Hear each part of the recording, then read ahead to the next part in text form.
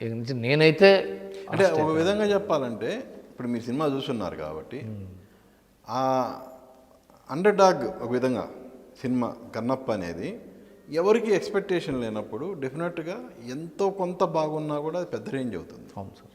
So ఇప్పుడు మీరు చెప్పిన దాని ప్రకారం సినిమా డెఫినెట్గా పెద్ద రేంజ్ అయ్యి మా మంచు ఫ్యామిలీకి ఒక టర్నింగ్ అవుతుంది అనుకోవచ్చు. ఎక్స్ట్రాడినరీ, డెఫినెట్గా 100%.